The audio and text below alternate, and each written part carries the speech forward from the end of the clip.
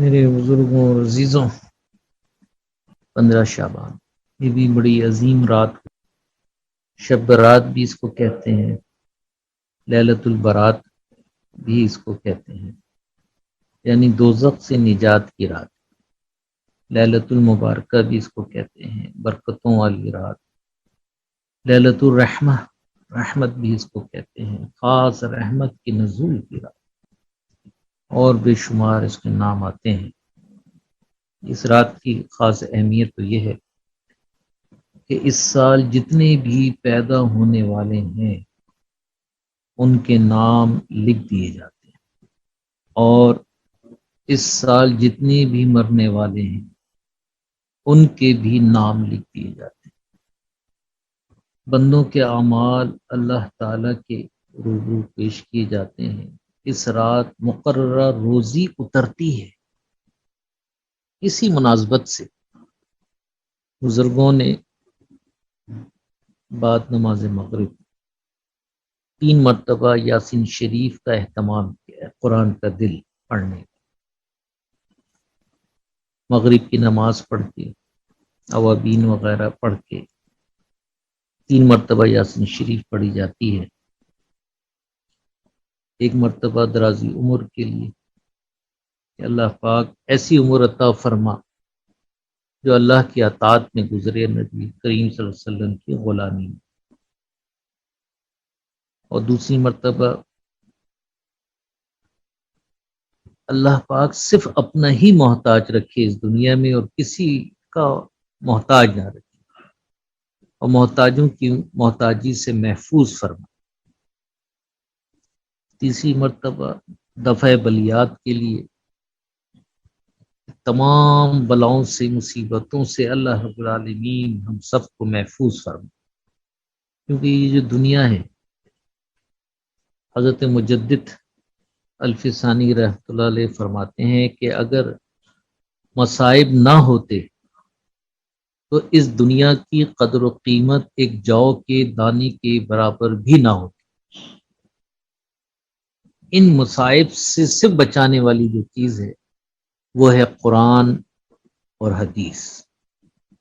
جبھی نبی کریم صلی اللہ علیہ وآلہ وسلم نے فرمایا کہ میں تمہارے درمیان 2 چیزیں چھوڑے جا رہا ہوں، ایک قرآن، دوسرا میرا طریقہ، اور جس نے انہیں تھامے رکھا کبھی گمراہ نہ ہوگا۔ میرے بزرگوں، بڑی عظیم رات ہے، یہ اہم کام نظام تکوین کے ہیں، اللہ رب العالمین کے کام ہیں۔ اس رات اللہ رب العالمین اپنے بندوں پر خاص نظر رحمت فرماتے ہیں، اسی لیے اس رات کو اللہ کے حضور توبہ، استغفار، معافی، عاجزی، انکساری بہت کثرت سے اور شکرانہ ادا کرنا چاہیے اللہ پاک کا، کہ اللہ نے اس کو کس قدر نوازا ہے۔ ہم شکر ادا نہیں کرتے، ہمیشہ شکایت، ہمیشہ شکایت، ہمیشہ ہر شخص کی زبان پہ شکایت۔ شکایت سے روزی تنگ ہوتی ہے اور شکر سے روزی بڑھتی ہے۔ قرآن پاک میں آتا ہے تم شکر ادا کرو ہم تمہیں اور دیں گے۔ تو حدیث شریف میں جو شکرانے کے الفاظ ہیں، اللہم لک الحمد کلہ لک شکر کلہ، ہمیں شکر ادا کرنا چاہیے۔ ایک حدیث میں آتا ہے کہ کن لوگوں پہ اللہ پاک کی نظر رحمت نہیں ہوں گی۔ ایسے قریب 9 قسم کے صفات کے لوگوں کا آتا ہے، جس میں پہلا ہے شرک کرنے والا، یعنی دنیا میں جس نے شرک کیا، اللہ کے علاوہ کسی کی بات مانی، جیسے کہ کلمہ شریف کا مفہوم ہے لا الہ الا اللہ، کوئی طاقت نہیں بجز اللہ کی، کوئی رب نہیں بجز اللہ کی، کوئی مالک نہیں بجز اللہ کی، کوئی خالق نہیں بجز اللہ، صرف اپنے رب کو ہی سب کچھ ماننا ہے۔ اور محمد رسول اللہ صلی اللہ علیہ وآلہ وسلم کی معنی یہ ہے کہ سوائے محمد صلی اللہ علیہ وآلہ وسلم کی کسی کی پیروی اختیار نہیں کرنی، نہ زمانے کی، نہ رسم و رواج کی، نہ خاندان کی، نہ سیاسی لیڈروں کی، نہ اپنے نفس امارہ کی۔ صرف اور صرف محمد صلی اللہ علیہ وآلہ وسلم کی محبت، ان کی اتباع، ان کی پیروی اختیار کرنی ہے، تو سمجھے ہم شرک سے محفوظ ہیں، ورنہ شرک خفی ہمارے اندر ہے۔ جس قدر ہم اپنی نفس کی بات مانیں گے، غیر اللہ کی بات مانیں گے، اس قدر ہمارے اندر شرک موجود ہے۔ اللہ رب العالمین آپ اور ہم سب کو شرک سے محفوظ فرما۔ دوسرا آتا ہے کہ اللہ، جو شخص کینہ رکھنے والا، آج کل ہے نا دل کے اندر کینہ پروری، بغض، حسد، کینہ، اللہ پاک ایسے شخص کے اوپر بھی اپنی رحمت کرم نہیں فرمائیں گے جس کے دل کے اندر کینہ ہو، بغض، حسد موجود ہو، ہمیں خیال ہی نہیں کر دل کے اندر۔ حضرت مجدد الفسانی رحمۃ اللہ علیہ فرماتے ہیں، ان کی مثال ایسی ہے کینہ رکھنے والوں کی کہ غلاظت، جو غلاظت ہے اس کو خوبصورت پنی میں لپیٹ کے رکھ دیا جائے، بظاہر تو ہم اچھے لگ رہے ہیں، نہا دھو کے اچھے کپڑے پہن لیے، لیکن دل کے اندر کدورتیں، کینہ، غلاظت بھری پڑی۔ یہ حضرت مجدد علیہ رحمٰ نے ایک جگہ مکتوب میں فرمایا ہے کہ ایسی مثال ہے۔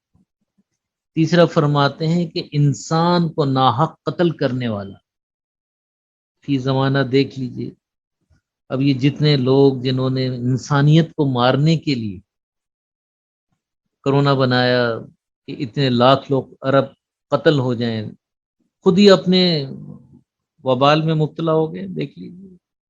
کیونکہ جو کچھ کریں گے ایک بات یاد رکھ لیں، پہلے اس شخص کے اوپر لوٹ کے آئے گی، وما اصابکم من مصیبت فبما کسبت ایدیکم، اس شخص کے اوپر لوٹ کے آئے گی۔ یہ اللہ کا قانون ہے، اللہ کا نظام ہے، نہ وہ اللہ کو مانتے ہیں، نہ اللہ کے قانون کو سمجھتے ہیں، نہ اللہ کے نظام کو سمجھتے ہیں۔ جو کچھ کریں گے وہ ان کے اوپر پہلے لوٹے گا، چاہے کافر ہو، چاہے مسلمان ہو، چاہے کوئی۔ تو فرماتے ہیں کہ انسان کو ناحق قتل کرنے والا، اللہ پاک اس رات کو اس کے اوپر بھی رحمت کے نظر نہیں فرمائے۔ چوتھا فرماتے ہیں کہ حدیث میں آتا ہے کہ بدکار عورت، ایسی لوگ جو بدکاریوں میں، فحاشی میں مبتلا ہیں، اسی طرح مرد کو بھی یہی عالم ہے جو بدکاری میں ملوث ہو اور نامحرموں سے تعلقات قائم کریں، جو آج کل فیشن بن چکا ہے اور اس کو گناہ ہم نہیں سمجھتے ہیں۔ اللہ کی رحمت خاص اس سے اٹھا لی جائے گی اور اس پہ نظر نہیں ہوگی۔ پانچواں فرماتے ہیں قطع رحمی کرنے والا، یعنی حقوق غصب کرنے والا، ایسے لوگوں کو غاصب کہا جاتا ہے۔ جبکہ حدیث شریف میں آتا ہے کہ صلہ رحمی سے عمر بڑھتی ہے اور روزی میں اضافہ ہوتا ہے، یعنی نرمی سے، اور قطع رحمی، حقوق غصب کرنے سے روزی بھی تنگ ہو جاتی ہے اور عمر بھی کم ہو جاتی ہے۔ جب صلہ رحمی سے عمر بڑھتی ہے تو قطع رحمی سے عمر کم ہوتی ہے۔ تو ایسے لوگ جو حقوق غصب کرنے والے ہیں، ان کے بارے میں بہت سخت وعید حدیثوں میں آتی ہے۔ ایک جگہ آتا ہے، حضرت سعید ابن زید رضی اللہ تعالیٰ عنہ کہتے ہیں کہ رسول اللہ صلی اللہ علیہ وآلہ وسلم نے فرمایا، جو شخص کسی کی ایک بالش بھر زمین بھی ذرائع ظلم لے گا، یعنی زبردستی، قیامت کے دن ساتوں زمینوں میں سے اتنی ہی زمین اس کے گلے میں بطور توق ڈالی جائے گی۔ آج کل حالات دیکھ لیجیے کیا حالت ہے، دنیا کی محبت دل میں بھری، اور دنیا کے لیے قطع رحمی، قطع تعلق اور غضب کرنا، یہ ساری چیزیں اسی لیے جو تباہی و بربادی قوم کے ساتھ ہے، تباہی و بربادی ہمارے ساتھ ہے، ہم خیال ہی نہیں کرتے۔ چھٹا فرماتے ہیں پاجامہ ٹخنوں سے نیچے لٹکانے والا، فیشن بن گیا مردوں کا، تو حال یہ ہے کہ پجامے اتنے لٹک رہے ہوتے ہیں کہ سڑک صاف کر رہے ہیں، جتنی غلاظتیں سب کپڑوں میں لگتی ہیں، پھر نماز بھی پڑھ رہے۔ عورتوں کا حال یہ ہے کہ جنہیں ٹخنے چھپانے چاہیے، ان کے اتنے اونچے ہو گئے کہ ان کا نیچے سے سارا جسم نظر آ رہا ہے۔ ایسے لوگوں کے اوپر بھی اللہ کی نظر کرم نہیں ہوگا۔ 7واں والدین کا نافرمان، حکم آتا ہے کہ اف بھی نہ کریں، اف بھی نہ کریں، اپنے والدین اگر کچھ کہیں تو اف بھی نہ کریں، اعمال غارت ہو جائیں۔ خاموشی۔ 8واں آتا ہے کہ شراب خوری، حالت یہ ہے کہ ہمارے لوگ اس ملک سے جاتے ہیں اور جہازوں میں چیزیں شروع ہو جاتی ہیں، دوسرے ممالک میں بھی یہی سب چیزیں، ہمارے ملک میں بھی دیکھ لیں یہی ساری چیزیں، پورا سندھ بھرا پڑا ہوا ہے، دکانیں کھول دی گئی ہیں، لائسنس بانٹے جا رہے ہیں، شراب بچے پی رہے ہیں، ہوش نہیں ہے۔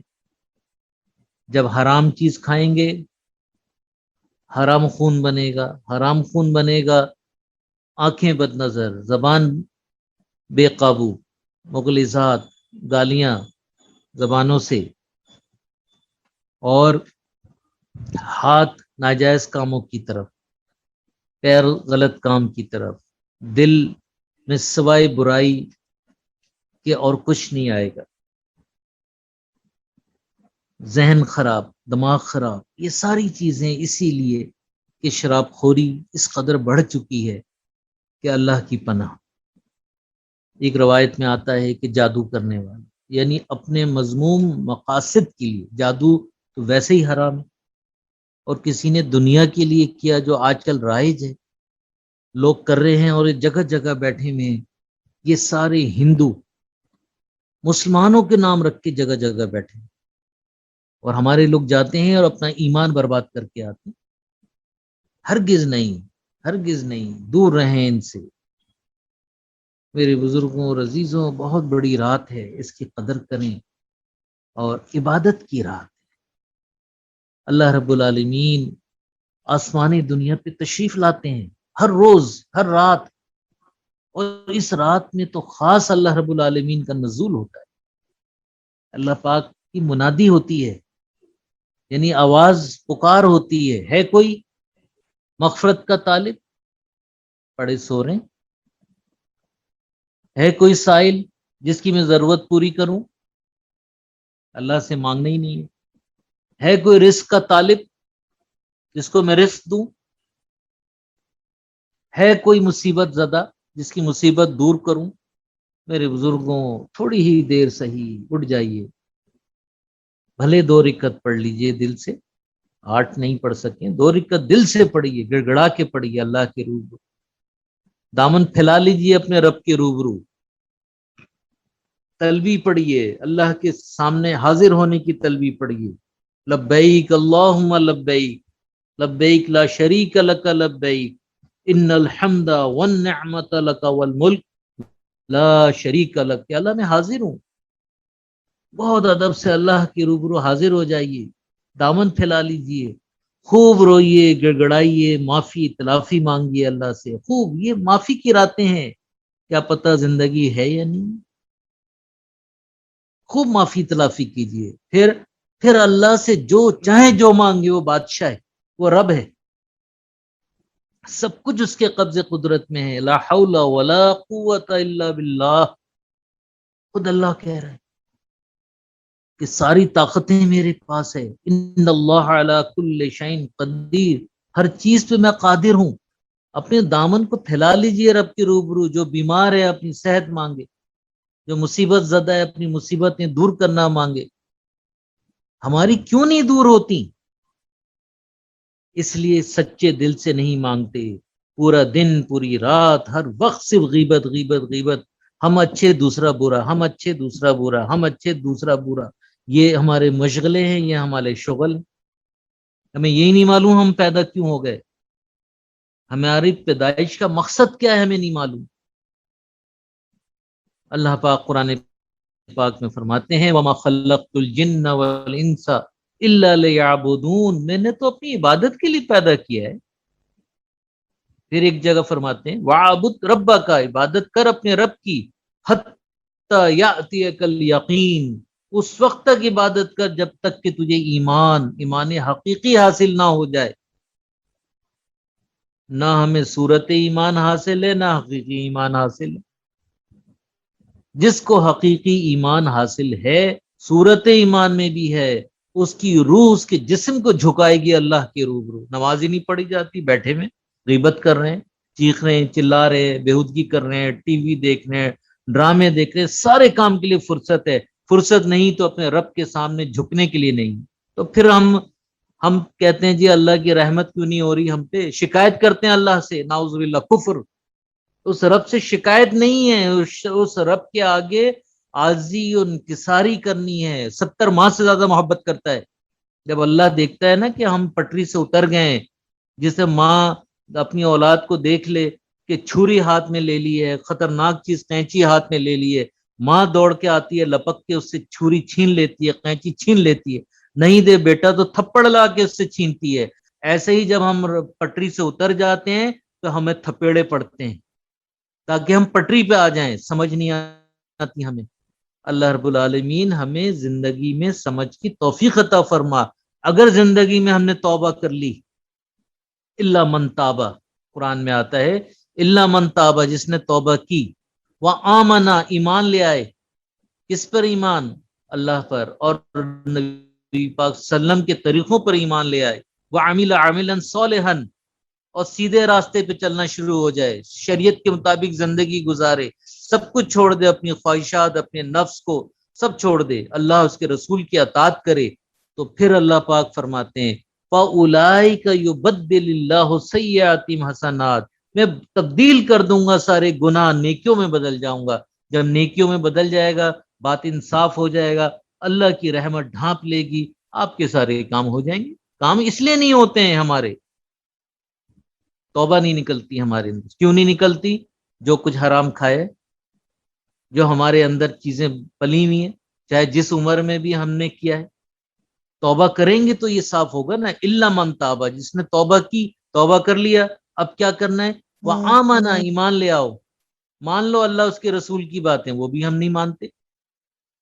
وَعَمِلَ عَمِلًا صَالِحًا، عمل کر کے دکھاؤ. اللہ کہہ رہا ہے 3 اسٹیپ سے گزریں، جس طرح پانی 3 اسٹیپ سے صاف ہوتا ہے، 3 فلٹر میں سے، اور ٹیپ واٹر صاف ملتا ہے، اسی طرح ہم 3 اس سے جب گزرتے ہیں تو ہمیں پاک صاف اللہ پاک مطہر کر دیتا ہے.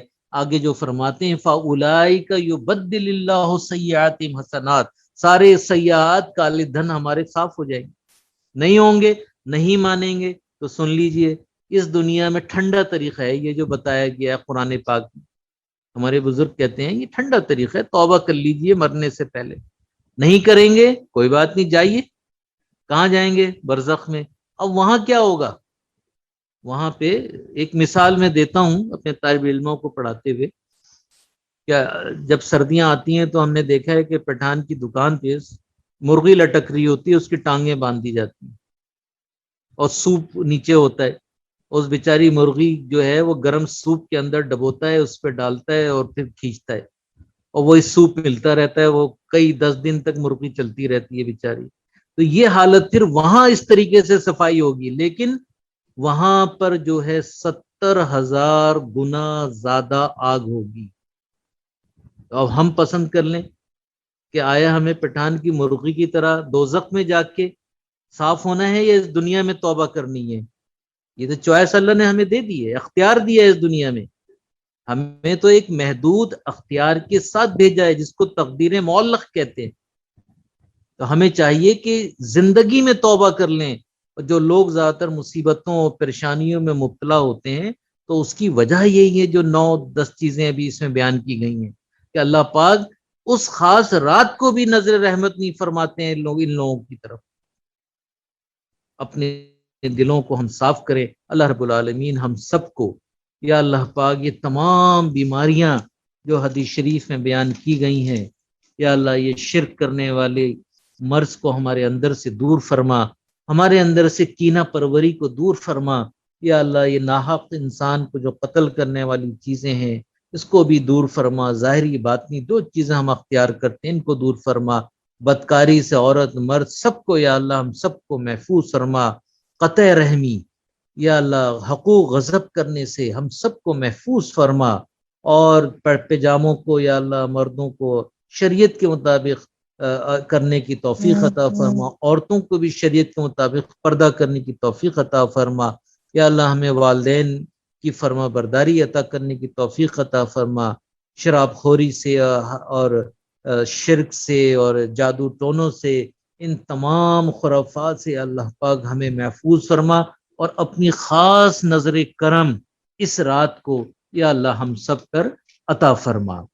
تمام لوگ اپنے اپنے گھروں پہ، چونکہ سب کچھ بند ہے، جہاں اہتمام ہے وہاں چلے جائیے گا، ہمارے یہاں اہتمام نہیں ہے، تو اپنے اپنے گھروں پہ یاسین شریف پڑھیں، اللہ سے دعا کریں، اور اس رات کو آرام کریں، اور پھر آدھی رات کو اٹھیں، اور اٹھ کے جب اللہ رب العالمین کی پکار ہو آسمانی دنیا پر، اس وقت اللہ سے اپنی تمام حاجتیں مانگیں، پھر انشاءاللہ اللہ نظر کرم فرمائے گا۔